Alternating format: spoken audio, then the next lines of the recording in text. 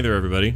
Welcome back to Diary of a Cartoonist. Had a couple of weeks hiatus between these. Had just too much going on. Haven't had time to produce one, but thought we'd throw one together. This is for the comic strip that will appear on my birthday, July 17th, 2006, and I'm doing it on the 15th, Saturday. This is a nerd date comic. As you can see, we got a nerd there in his Star Trek outfit, and he's got a girl with him who presumably is also wearing a Star Trek outfit.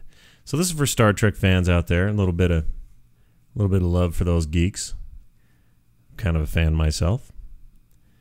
At any rate, you'll get how the joke kind of transpires here. This is going to showcase for the first time on Diary of a Cartoonist the 4-panel style comic. This is not to say I won't do any other single-panel comics in the future, because I plan to.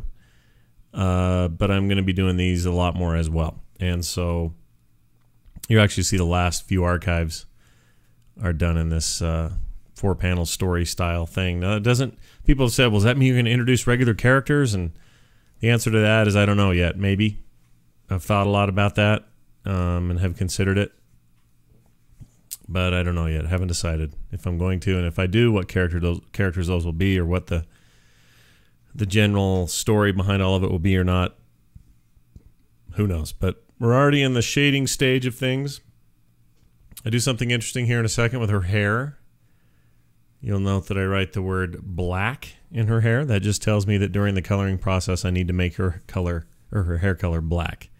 It's just like a reminder to me, a little note. So there's our ink coverage, and I'm now erasing. People said, why don't you ever show yourself erasing? So now I am. Now you get the thrill of the erase. Just traditional erasing. Get rid of that pencil stuff the way our forefathers did. Anyway, on to the color portion of things, and here's where things get interesting. Normally you see me just create a single panel. Here's my template for a 4-panel strip. As you can see, I'm sizing down the image. Got it all scanned in. And there they are. And I start by coloring them in. Now, you may say to yourself, well, wait, where's the other 3 panels? Ah, those who wait shall see the mighty secret. That's not that much of a secret. This is pretty much how all webcomic artists work, but you get to actually see it here. Some like to draw, or will draw the whole thing laid out at once. And I'm not horribly comfortable with doing that because I don't know why I'm not. Probably because I don't have as much time as I used to. So I cut a few corners. I do that by creating the initial artwork, which is this couple, and then going in and using the same couple in different frames, but adding different nuances, different facial expressions, in some cases, different movements. And if a comic requires a whole new image, then I'll do that. But in many cases, it doesn't. It's the same, same image. We just kind of carry it over. And you'll see that here in a second. So, got to get all our crap done, all our hair and our shading and our hoo-ha, or whatnot.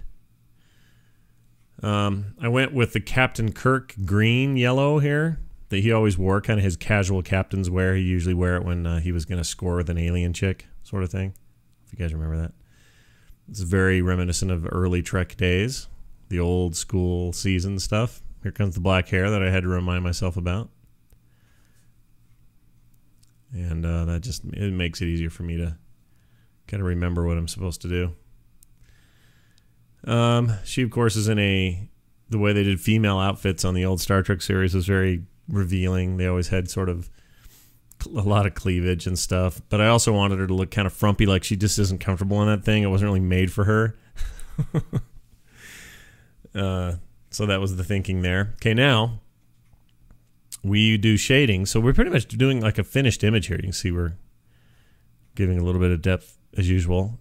If you've seen the videos before, you'll know what I'm talking about. And I spend a lot of time shading cleavage. Just kidding. I don't spend much time there. Okay, now that's all done. Now watch this. Oh, a cloning technique, popular in the 90s. You also see I'm going to get rid of this arm. We're thickening up that line just a little bit to match the rest of the image. Now he's alone in that. And we want a different expression on his face. He's still sort of saying the same sort of stuff, but we're going to let him say it a little louder, a little prouder. And Use the same process to color it, the same everything really. The only difference now is that he's got a different look to him. And you'll see here shortly. Yep, see? Big difference in the way he's holding his face. We copy him again. And we copy her. And we go in and we're going to change, I believe, his face again. Because he's done saying what he's saying, what he wants to say. And this actually it'd probably take me less time to redraw everything and rescan it. But I don't know. Once I get it in, I just want to get going.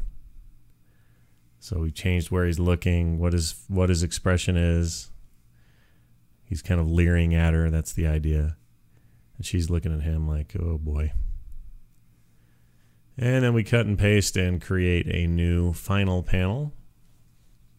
And we need to have her change a little, and he will change also.